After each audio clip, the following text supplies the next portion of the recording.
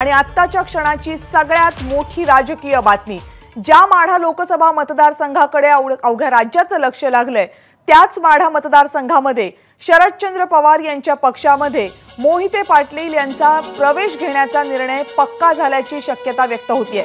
मोहिते पाटील परिवारातील जयसिंग मोहिते पाटील यांनी याबाबत वक्तव्य केलंय। तुतारीच्या चिन्हावरच माढ्याची निवडणूक लढणार असं जयसिंग मोहिते पाटील यांनी म्हटलंय। उद्या विजयसिंह मोहिते पाटील, जयसिंह मोहिते पाटील, धैर्यशील मोहिते पाटील यांची मुंबईला एक बैठक होणार आहे। धैर्यशील मोहिते पाटील तुतारीचे चिन्ह घेऊन माढ्यामध्ये लोकसभेची निवडणूक लढवणार का याकडे सगळ्यांचं लक्ष लागलंय। महायुतीचा उमेदवार माढ्यामध्ये जाहीर झाल्यापासून मोहिते पाटील निंबाळकर यांच्याकडून नाराजीचा सूर समोर आला होता। त्यानंतर मुंबईमध्ये अनेक बैठका उपमुख्यमंत्री देवेंद्र फडणवीस यांनी आयोजित केल्या होत्या। त्यानंतर निंबाळकरांनी मात्र आपण आपली भूमिका लवकरच जाहीर करू असं बैठकीला उपस्थित राहिल्यानंतर म्हटलं होतं।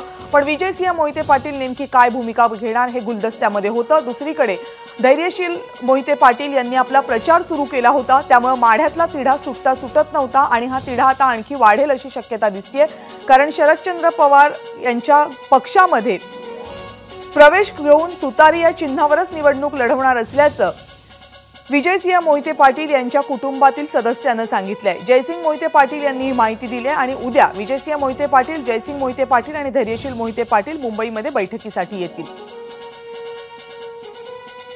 माढ्यामधून रणजितसिंग निंबाळकर जे विद्यमान खासदार आहेत त्यांनाच उमेदवारी भाजपकडून घोषित करण्यात आली आणि ही उमेदवारी जी पहिल्याच यादीमध्ये घोषित झाली होती त्यानंतर प्रचंड गदारोळ झालेला पाहायला मिळाला। या मतदारसंघामध्ये नाराजीचे सूर उमटू लागले। विजयसिंह मोहिते पाटील यांची समजूत काढण्याचा भाजपच्या सगळ्या नेत्यांनी प्रयत्न केला, मात्र धैर्यशील मोहिते पाटील यांच्या उमेदवारीसाठी विजयसिंह मोहिते पाटील आग्रही होते आणि आता याच उमेदवारीसाठी ते शरद पवार यांच्या पक्षामध्ये प्रवेश घेणार असल्याची शक्यता आहे। आणखीन माहिती आपल्याला सुनील दिवाण देतील। सुनील, कविता, खरंच भाजपसाठी एक मोठा धक्का मानला जातोय। ज्या वेळेला देशभरातली लोक भाजपमध्ये प्रवेश करत असताना मोहिते पाटील यांच्यासारखं एक मोठं घराणं भाजप सोडून बाहेर पडतंय आणि ते राष्ट्रवादीकडे जाणार आहे आणि ह्याचे स्पष्ट संकेत किंवा ह्याची माहिती आज जयसिंह मोहिते पाटील यांनी दिलेली आहे। जयसिंह मोहिते पाटील हे विजयसिंह मोहिते पाटलांचे धाकटे बंधू जरी असले तरी संपूर्ण मोहिते पाटलांचं राजकारणाचा केंद्रबिंदू हे नेहमी जयसिंह मोहिते पाटील असतात आणि तेच पडद्यामागून सगळं राजकारण करत असतात। 2019ला भाजपमध्ये जायच्या निर्णयाच्या वेळी सुद्धा हेच जयसिंह मोहिते पाटील पुढे होते आणि आता एवढा विरोध असताना देखील ज्या पद्धतीनं भाजपने डावललेला आहे त्यामुळे आता या जयसिंह मोहिते पाटलांनी भूमिका घेतली आणि त्यानुसार उद्या जयंत पाटलांचा थोड्या वेळापूर्वी त्यांना फोन आला होता आणि उद्या हे शरद पवारांची भेट घेणार आहेत।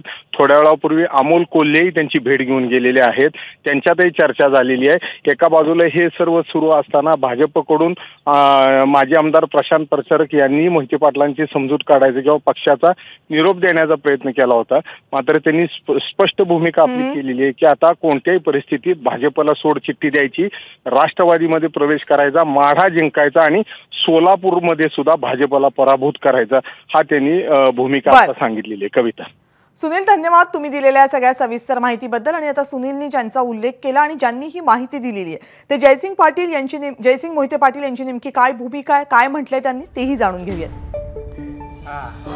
आता माढ्यात उमेदवार मोहिते पाटलांना उभा करणं ही जनतेची मागणी आता यायला लागली, कशा रीतीने पुढे बघायचं हे आत्ताचे तुमचं विचार आहेत, पण माझे विचार 4 महिन्यापूर्वी तयार झाले होते। 4 महिन्यापूर्वीच मी आमच्या एका दुसऱ्या संस्थेच्या निवडणुकीवर जाहीर केलं नव्हतं की तुम्ही उभं राहा, तुम्ही नाही उभं राहिला तर मी उभा राहणार, आणि ते निश्चितपणे झालं।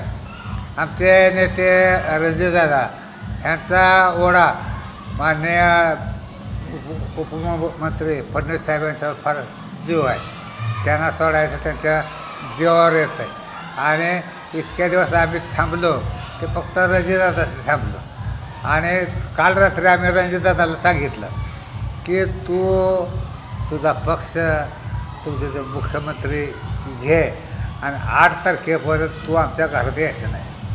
घरात यायचं नाही म्हणजे राजकीयदृष्ट्या, आणि आम्ही सर्वांनी ठरवलं की पवारसाहेबांच्याबरोबर जायचं। त्याबरोबर आपण एक निश्चित आहे आणि ह्या 8-10 दिवसामध्ये आम्ही मुद्दाम थांबलो होतो की आपल्याला जनमत काय आहे ते समजून घेतलं पाहिजे. नुसतं माळशेज तालुक्यावर काय निवडणूक लढवू शकत नाही. म्हणून करमाळा, माढा, सांगोला, त्याचप्रमाणे मान, खटाव. एबीपी माझा, उघडा डोळे बघा नीट.